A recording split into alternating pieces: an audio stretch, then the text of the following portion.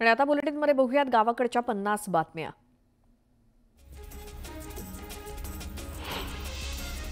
जिल्ह्यामध्ये सुरू असलेल्या अंगणवाडी सेविका आणि मदतनीस भरती प्रक्रियेतनं 3 प्रकल्पांमधील प्रक्रिया पूर्ण झाली। आतापर्यंत 20 अंगणवाडी सेविका आणि 30 मदतनीस या बालकांचं शिक्षण आणि पोषणाची काळजी घेण्यास सज्ज झाले, तर इतर प्रकल्पातील भरती प्रक्रिया 8 दिवसात पूर्ण होणार आहे। उन्हाळ्यातील प्रवाशांची मोठ्या प्रमाणातली गर्दी लक्षात घेऊन रेल्वे प्रशासनानं पुणे ते नागपूर दरम्यान अतिरिक्त विशेष गाड्या चालवण्याचा निर्णय घेतला। याशिवाय बेळगाव ते माऊ आणि वास्को द गामा ते मुझफ्फरपूर दरम्यान देखील अतिरिक्त गाड्या चालवण्यात येणार आहेत। या अतिरिक्त रेल्वे गाड्यांमध्ये गर्दीच्या काळात रेल्वे प्रवाशांना मोठा दिलासा मिळणार आहे। आषाढी वारीसाठी संत ज्ञानेश्वर महाराज पालखी सोहळा यंदा 19 जून रोजी आळंदीहून पंढरपूरकडे प्रस्थान ठेवणार आहे। पालखी सोहळा 5 जुलैला पंढरपुरात पोहोचेल। छत्रपती संभाजीनगरच्या फुलंब्री इथे राज्य सरकारनं लाडकी बहीण योजना सुरू केली असून प्रत्येक महिन्याला लाडक्या बहिणींना न चुकता 1500 रुपये मिळतायत। मात्र लाडक्या बहिणींच्या नादात शेतकऱ्यांकडे सरकारचं दुर्लक्ष होऊ लागलंय। वैयक्तिक लाभाचे 1873 लाभार्थ्यांचे 15,53 लाख रुपये सरकारकडे थकल्यामुळे अनुदानासाठी शेतकरी पंचायत समितीचे उंबरठे झिंजवतायत। धाराशिवमध्ये तुळजाभवानी मंदिरात होत असलेले जीर्णोद्धार, संवर्धन आणि गाभाऱ्याच्या नूतनीकरणाचं काम तात्काळ थांबवण्याची मागणी तुळजापुरातील पुजाऱ्यांनी जिल्हाधिकारी यांच्याकडे केली आहे। पुजाऱ्यांनी या संदर्भात जिल्हाधिकाऱ्यांकडे लेखी पत्र दिलंय। गोंदिया जिल्ह्यातील आमगाव शहरामध्ये रामनवमीच्या दुसऱ्या दिवशी रामनवमी निमित्तानं भव्य शोभायात्रा काढण्यात आली। संपूर्ण शहर रामनामाच्या गजरानं दुमदुमून गेल्याचं बघायला मिळालं। शोभायात्रेमध्ये विविध प्रकारचे देखावे तसंच प्रभू रामचंद्रांच्या विविध प्रकारची झाकी तयार करण्यात आली होती। मावळ तालुक्यातील धामणे गावात ग्रामदेव श्री पद्मावती देवीचा उत्सवानिमित्तानं धामणे गाव धावून गेलं। ग्रामदेव श्री पद्मावती देवी सोहळ्याला भाविकांचा मोठा प्रतिसाद मिळतोय। चैत्र शुद्ध कामदा एकादशी निमित्तानं मंदिर समितीच्या वतीनं श्री विठ्ठल रुक्मिणी मातेची नित्यपूजा संपन्न झाली। मंदिरातील श्रींच्या गाभाऱ्याला फुलांची आकर्षक सजावट करण्यात आली। महाराष्ट्रासह अन्य राज्यातील भाविक सुद्धा मोठ्या प्रमाणात पंढरपुरात दाखल झालेत।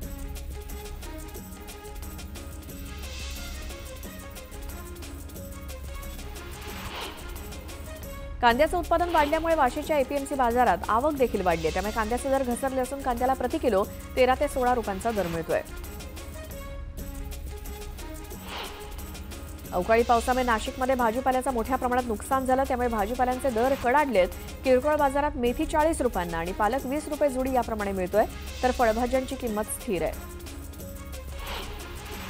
मुंबई आणि ठाण्यात मागील काही दिवसांपासून सतत होणाऱ्या हवामानातील बदलामुळे शहरामध्ये ताप आणि सर्दी खोकल्याचे रुग्ण वाढत असल्याचं चित्र आहे। दुपारी कडक ऊन आणि रात्री गारवा असं वातावरण अनेकांच्या प्रकृतीवरती परिणामकारक ठरू लागलंय। त्यामुळे खासगी आणि महापालिका रुग्णालयात रुग्णांच्या रांगा वाढल्या आहेत। पक्षाच्या माध्यमातून आंदोलन करताना एक सभ्यता पाळली जावी ही अपेक्षा आहे, तर ज्यांच्यावरती हल्ला झाला त्यांच्या हॉस्पिटलची तोडफोड झाली त्यांचा आणि मंगेशकर हॉस्पिटलचा काही एक संबंध नाही। सुश्रुत घैसासे त्या हॉस्पिटलला प्रॅक्टिस देखील करत नाहीत असं स्पष्टीकरण भाजपच्या खासदार मेधा कुलकर्णींनी महिला आघाडी विरोधातील पत्राबाबत दिलंय।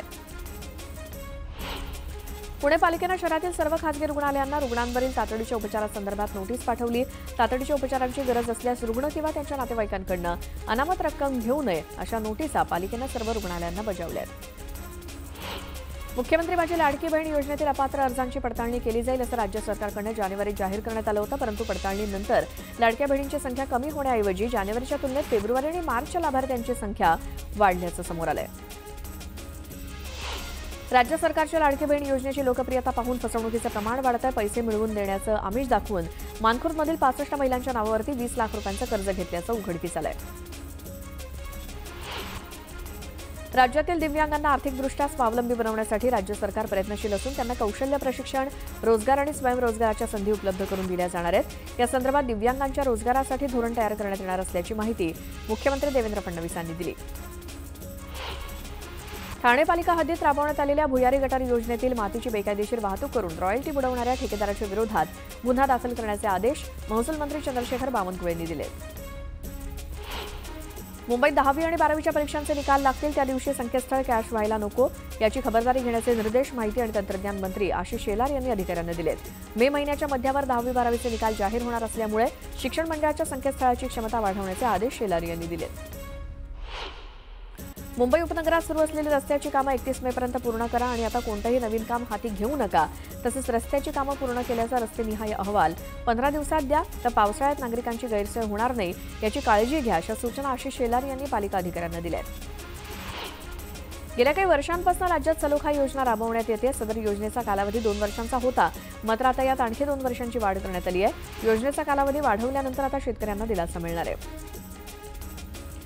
राज्य शासनात मागील काही वर्षांपासून फेब्रुवारी आणि मार्चमध्ये मोठ्या प्रमाणात खर्च केला जातो। हे निदर्शनास आल्यानं यंदाच्या आर्थिक वर्षात डिसेंबर अखेरपर्यंत अर्थसंकल्पीय तरतुदीच्या 50% खर्च झालाच पाहिजे असं वित्त विभागानं सर्व विभाग प्रमुखांना बजावलंय। मंत्र्यांच्या आस्थापनेवरती विविध विभागातनं स्वीय सहाय्यक म्हणून गेलेल्या अवर्ग श्रेणीतील अधिकाऱ्यांचे गेल्या 2 महिन्यांपासून पगार रेखडलेत। मंत्र्यांच्या स्वीय सहाय्यक आणि पीए तसंच अन्य विभागातील अधिकाऱ्यांना नवीन पदस्थापनेबाबत नियुक्तीपत्र देण्यात आलेली नाही, त्यामुळे त्यांचा पगार अजूनही रखडलाय।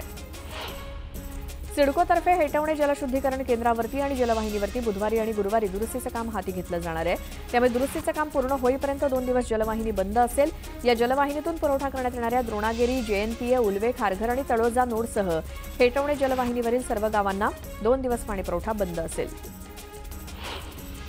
पश्चिम रेल्वेनं प्रवाशांसाठी एक अभिनव सेवा सुरू केली आहे। पोर्टर ऑन कॉल या नव्या उपक्रमामुळे हमाल आता ऑनलाईन बुक करता येणार आहेत। सध्या ही सुविधा वसई रोड, वापी आणि वलसाड या स्थानकांवरती उपलब्ध आहे। पिंपरी चिंचवड महापालिकेच्या नागरी सेवा सुविधांमध्ये एआयचा प्रभावी वापर केला जाणार आहे। त्यामुळे प्रशासन अधिक गतिमान, कार्यक्षम आणि नागरिक केंद्रित होईल। कृत्रिम बुद्धिमत्ता हे संकट नसून स्मार्ट सहकारी असेल। मुंबई सेंट्रल इथल्या न्याय रुग्णालयातील नेत्रचिकित्सा विभागाला सामाजिक दायित्वांतर्गत अत्याधुनिक उपकरणं नुकतीच उपलब्ध झाली आहेत। ही उपकरणं पोर्टेबल असल्यामुळे ज्येष्ठ नागरिक, दिव्यांग आणि लहान मुलांची तपासणी अधिक सुलभतेनं करणं शक्य होणार आहे। ठाणे शहरातील कचरा कोंडीवरती उपाययोजना म्हणून पालिका प्रशासन विविध पर्याय काढतंय। शहरामध्ये हस्तांतरण केंद्र सुरू करताना कचऱ्याचं व्यवस्थापन करण्याचा प्रयत्न पालिकेनं केलाय, पण त्याला देखील स्थानिकांनी विरोध केल्यामुळे 40% घंटागाड्या कचरा उचलण्यासाठी जात नसल्यामुळे शहरातील कचरा कोंडीचं चित्र कायम आहे। अमेरिकेनं आयात शुल्कात वाढ केल्याच्या पार्श्वभूमीवर वाणिज्य मंत्रालयातर्फे देशातील निर्यातदारांना जगभरात नव्या बाजारपेठांचा शोध घेण्यासाठी प्रोत्साहन देण्यात येणार आहे। त्याचप्रमाणे आयात शुल्क वाढीच्या परिणामस्वरूप चीनसारख्या देशांकडून वाढणाऱ्या आयातीवरती लक्ष ठेवण्यासाठी एक कार्यगट स्थापन करण्याची प्रक्रिया सुद्धा सुरू करण्यात आल्याची माहिती अधिकृत सूत्रांनी दिली। कल्याण डोंबिवली पालिकेच्या कल्याण पूर्वेतील शक्तिधाम प्रसूतीगृहामध्ये एका गर्भवती महिलेचा मृत्यू झाला। रुग्णालयात आयसीयू नसल्यामुळे डॉक्टरांच्या हलगर्जीपणामुळे मृत्यू झाल्याचा आरोप कुटुंबियांनी केला।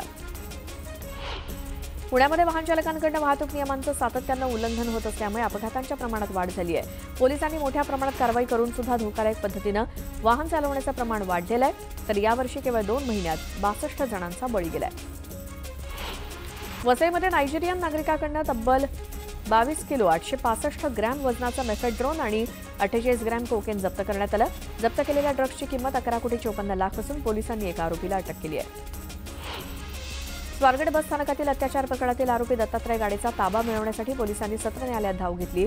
गाडे याच्या पोलीस कोठडीसाठी पुणे पोलिसांनी अपील केलं। या अर्जावरती आज सुनावणी होणार आहे।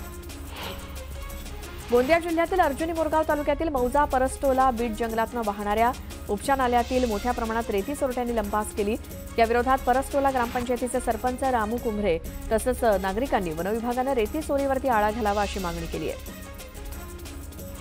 जळगावच्या पारोळा तालुक्यातील मंगरूळ येथे कंटेनरमध्ये लाखो रुपयांचा विविध प्रकारचा गुटखा जप्त करण्यात आला। हा छापा नाशिक येथल्या आयजी पथकानं टाकल्यामुळे पारोळा पोलिसांची नामुष्की आहे। सांगली जिल्ह्यामध्ये अंमली पदार्थांची तस्करी करणाऱ्यांविरोधात पोलिसांनी धडक कारवाई सुरू केली। आतापर्यंत 50 आरोपींना अटक करण्यात आली आहे। तर जिल्ह्यातील 77 पैकी 76 व्हिडिओ पार्लरची तपासणी करण्यात आली आहे। येणाऱ्या 2 दिवसात रायगडच्या पालकमंत्री पदाचा तिढा सुटेल असा दावा महेंद्र दळवींनी केला। केंद्रीय मंत्री अमित शहा रायगडच्या दौऱ्यावरती येत असल्यामुळे रायगडच्या पालकमंत्री पदाला ते न्याय देतील असा विश्वास महेंद्र दळवींनी व्यक्त केला आहे। भाषेचा मुद्दा आग्रहीपणे लावून धरल्यामुळे मनसे प्रमुख राज ठाकरे यांच्या विरोधात आता थेट सर्वोच्च न्यायालयात याचिका दाखल करण्यात येणार आहे।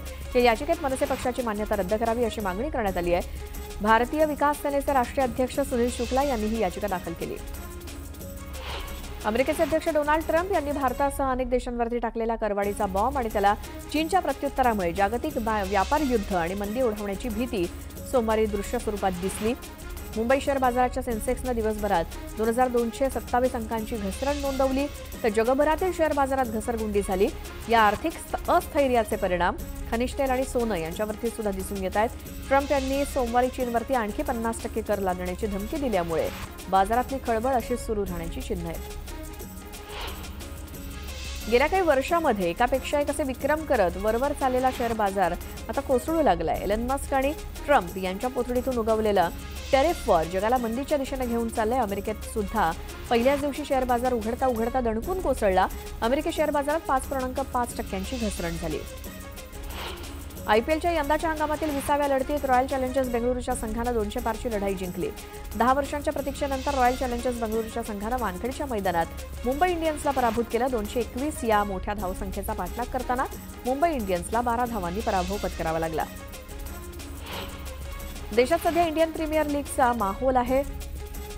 दरम्यान जगातील या मोठ्या स्पर्धेतील मेगा लिलावात मोठी बोली लागल्यावरती स्पर्धेतून माघार घेणाऱ्या गड्याला कॅप्टन्सीची लॉटरी लागली आहे. चॅम्पियन्स ट्रॉफी स्पर्धेनंतर इंग्लंडच्या संघाचे कॅप्टन्सी सोडणाऱ्या जोस बटलरच्या जागी इंग्लंड आणि